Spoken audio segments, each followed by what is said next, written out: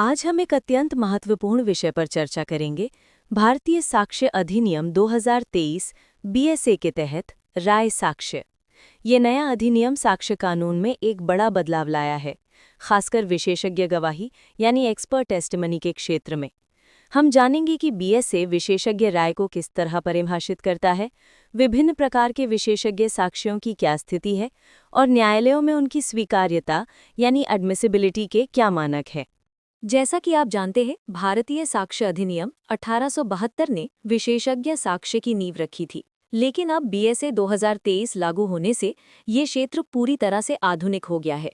ये सिर्फ एक कानूनी बदलाव नहीं है, बल्कि ये इस बात की पहचान है कि वैज्ञानिक विशेषज्ञ आज न्याय वितरण में कितनी महत्वपूर्ण भूमिका निभाते हैं। ये नया कानून वैज्ञानिक साक्ष्यों की स्वीकार्यता और विश्वसनीयता के लिए एक कठोर ढांचा स्थापित करता है। हमें ये समझना होगा कि 1872 का कानून, जिसमें 2023 में बीएसए ने प्रतिस्थापित किया, अब आधुनिक फॉरेंसिक और डिजिटल युग के लिए तैयार है। भारतीय साक्ष्य अधिनियम की धारा 45, जो अब बीएसए का हिस्सा है, विशेषज्ञ की योग्यता को स्पष्ट रूप से निर्धारित करती है। विशेषज्ञ केवल वो व्यक्ति नहीं है जिसके पास डिग्री है, बल्कि वो व्यक्ति है जिसके पास विज्ञान, कला या विदेशी कानून में विशेष ज्ञान, प्रशिक्षण और व्यावहारिक अनुभव हो। महत्वपूर्ण बात यह है कि विशेषज्ञता का विषय इतना विशिष्ट होना चाहिए कि वो न्यायालय को निर्णय लेने में मदद करे, जो सामान्य न्यायाधीशों या जूरी के ज्ञान से परे हो। न्यायालय अब विशेषज्ञ की योग्यता और अनुभव की गहराई से जांच करते हैं। न्यायालयों में कई तरह के विशेषज्ञ शामिल होते हैं। चिकित्सा विशेषज्ञ जैसे डॉक्टर और मनोचिकित्सक चोटों, बीमारी की प्रकृति या मानसिक स्थिति पर अपनी राय देते हैं। फॉरेंसिक वैज्ञानिक अपराध स्थल के भौतिक साक्ष्यों का विश्लेषण करते हैं, चाहे वो फिंगरप्रिंट हो, डीएनए हो या बैलिस्टिक रिपोर्ट। और आधुनिक युग में तकनीकी विशेषज्ञ, जिनमें डिजिटल फॉरेंसिक विशेषज्ञ और अकाउंटेंट शामिल हैं, वित्तीय धोखाधड़ी या साइबर अपराधों में महत्वपूर्ण साक्ष्य प्रदान करते हैं। बीएसए इन सभी क्षेत्रों को मान्यता देता है और उनके साक्ष्य की स्वीकार्यता के लिए एक समान मानक बनाए रखता है। हस्तलेखन विश्लेषण भारतीय न्यायालयों में सबसे पुराने विशेषज्ञ विषयों में से एक रहा है। इसमें किसी संदिग्ध दस्तावेज की लिखावट की तुलना ज्ञात नमूनों से व्यवस्थित तरीके से की जाती है। इस प्रक्रिया में नियंत्रित परिस्थितियों में पर्याप्त नमूने एकत्र करना, स्ट्रोक पैटर्न, पेन दबाव और विशिष्ट विशेषताओं का सूक्ष्म विश्लेषण करना शामिल है।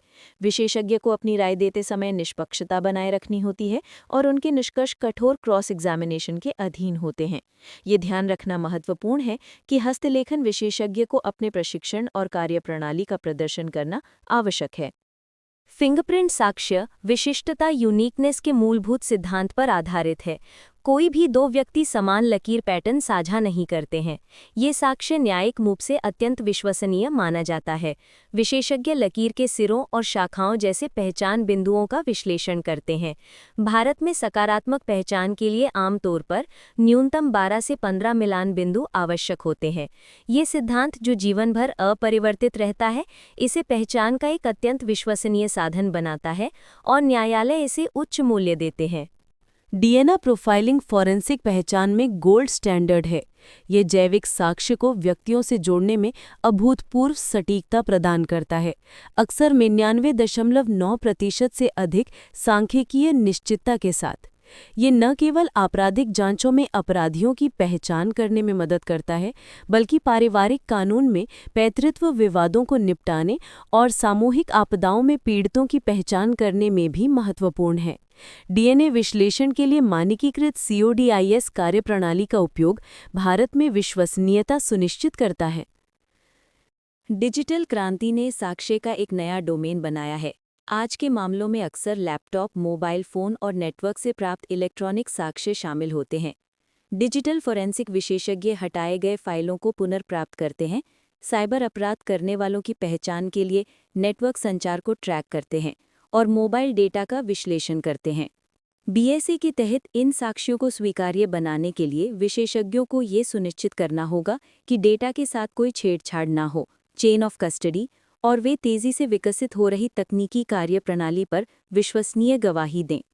भारतीय न्यायालय विशेषज्ञ गवाही को साक्ष्य के रूप में स्वीकार करने से पहले उसकी विश्वसनीयता सुनिश्चित करने के लिए सख्त मानक अपनाते हैं।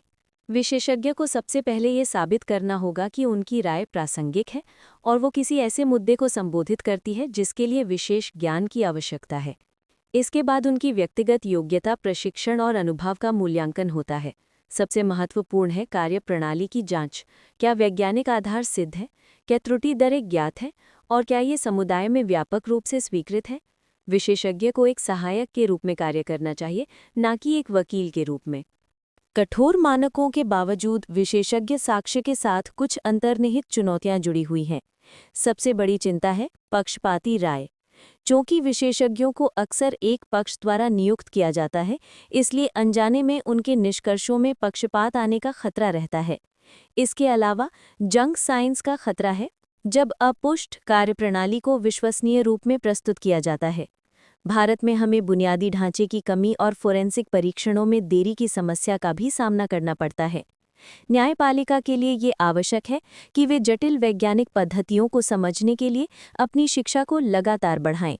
भविष्य को देखते हुए हमें अपनी साक्ष्य प्रणालियों को प्रौद्योगिकी के साथ तालमेल बिठाने की आवश्यकता है। आर्टिफिशियल इंटेलिजेंस पैटर्न पहचान और साक्ष्य प्रसंस्करण में क्रांति ला सकता है।